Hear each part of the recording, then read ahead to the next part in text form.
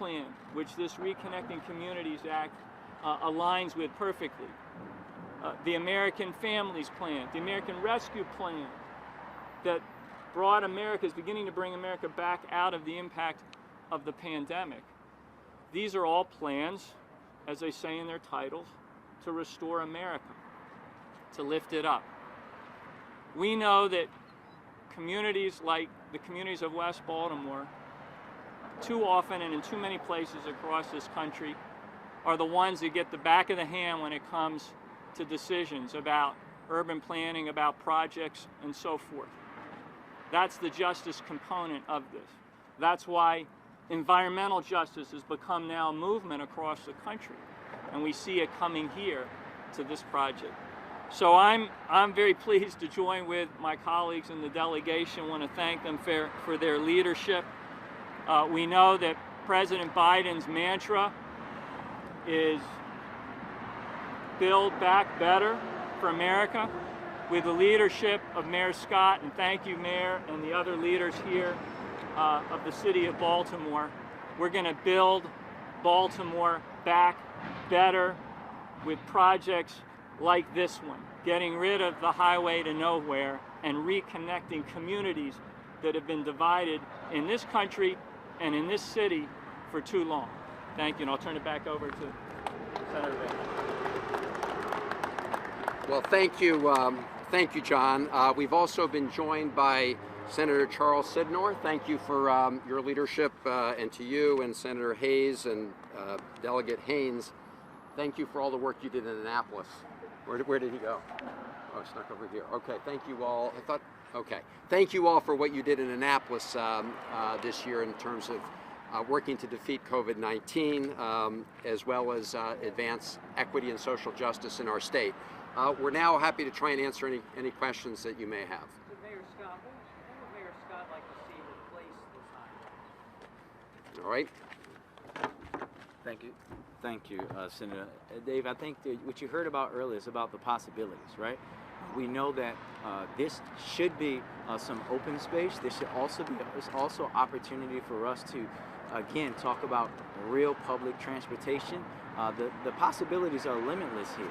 But what we have to do first is work with these fine folks to make sure that we're actually at a point where we can do it. This is a place where we can reconnect communities. This is a place where we also, let's not let this moment pass us and not be reminded that the red line was supposed to come down here. Let's remember that. This should be we should be right now standing in a place where construction is still going on to build a new subway line in Baltimore, and it's unfortunate that we're not. But as we move forward in the future, when you think about park space, when you think about transportation, when you think about all of those opportunities, we have to keep all of them on the table so that we're reconnecting these neighborhoods, but also allowing these folks that live here in West Baltimore to reconnect with other parts of town, just like they have the opportunity with the MARC that we also need to expand to connect to DC and other cities. I would just add, I mentioned this in my remarks. I encourage everybody to go online, look at the Urban Land Institute and the Baltimore Development Corporation plan. Not because that's necessarily the be-all and end-all, but it gives you an idea of how you could transform this area. Yeah.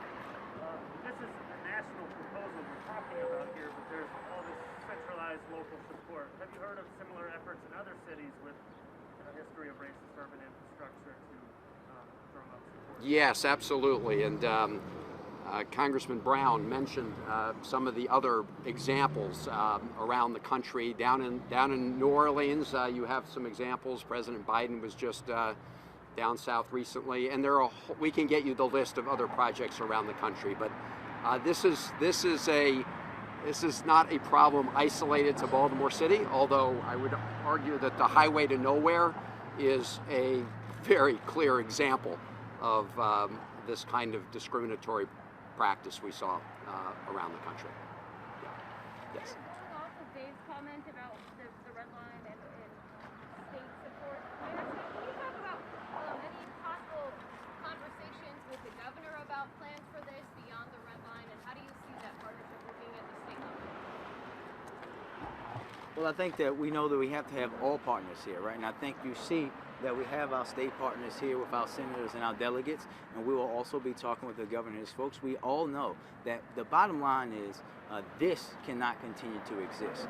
We're going to be supportive of our federal delegation as they're supportive of us, of understanding what needs to happen here, and we have to bring everyone to the table now and in the future, because this is going to obviously outlast the governor's term, right? Because he only has a little over a year left, and whoever's coming behind him also is going to have to understand that this is a big project that can't be left aside. It has to be a priority to make sure that we are righting the wrongs of not just the red line, but the highway to nowhere. Let me just say, as Senator Cardin and others in the delegation have pointed out, the reason we have such a great opportunity right now is because President Biden has put the American Jobs Plan on the table. I'm confident that we can include this as part of the plan. And it was federal dollars originally that helped create this monstrosity and this scar through the city. And so it's important that the federal government be front and center in resolving it. I know the conversations are still going on with negotiations with other members of Congress. Do you anticipate this being a part of what could be one of two infrastructure deals happening in Washington? Well, as you say, there are a number of measures going through, and I'm going to ask Senator Cardin to speak to the one that he's shepherding through the Environment and Public Works Committee. But whatever we don't do, if we don't get this done on one, we are going to get it done one way or another. There are about 6 committees in the Senate that have jurisdiction over the American Jobs Plan. I'm involved in 3 of those committees. The transportation aspect goes through the Environment and Public Works Committee. We are planning a markup as early as next week, but certainly in June. And we're going to take it as far as we possibly can on a bipartisan basis. We're doing the same thing, the Senate Finance Committee, as early as next week also, on some of the revenue issues. And on the Small Business Committee, I anticipate having legislation that will help minority small businesses in regards to the infrastructure package. I mention that because that'll be important, I think, here in Baltimore. As Senator Van Hollen said, we are looking, Senator Capito is supposed to return with an offer, we hope this week. We're going to try to move a bill in a bipartisan manner as broadly as we possibly can. I'm not terribly optimistic that in regards to this particular program we're going to get a lot of Republican support. They did not express that during the hearing. But we are absolutely going to try to get that included in the first package that moves through our committee. We hope that we'll be able to get a robust bipartisan bill on infrastructure if all the American people desperately want it. And our committee, Environment and Public Works Committee, has passed infrastructure bills by unanimous support. So we'll take it as far as we can, but the backup is to bring down a bill through other procedures, and we'll do that also. And I agree with Senator Van Hollen. The equity issues, including remedy a highway that goes nowhere, needs to be part of the infrastructure package that ends up on President Biden's desk. Let me just update on the House. And just a quick update on the House side. I mean, we're going to be taking up the surface transportation portion of the American Jobs Plan the last work week in May, and we're going to be taking up that $600 to $700 billion portion of the American Jobs Plan. This is going to be on the table. I'm very confident that it's going to be included in the measure that comes out of the Transportation and Infrastructure Committee and will go to the floor of the House. And given that the Reconnecting Communities Act does not prescribe specific type of infrastructure that either has to be modified, dismantled, or erected, I'm not anticipating the largest opposition from the other side of the aisle than perhaps on other provisions. But we're gonna include this, and it'll make it out of committee by the end of this month. We've got time for 2 more. Best case scenario, what timeline would you be looking at removing this highway? Well, let me first point out that Senator Capito voted for exactly this kind of program 2 years ago when it was in the form of a pilot program. So all the elements of this bill were included in the earlier bill that passed the Environment and Public Works Committee unanimously 2 years ago. So she is already on record supporting this idea in principle. How large we scale it in terms of dollars obviously is discussion. We put forward our proposal.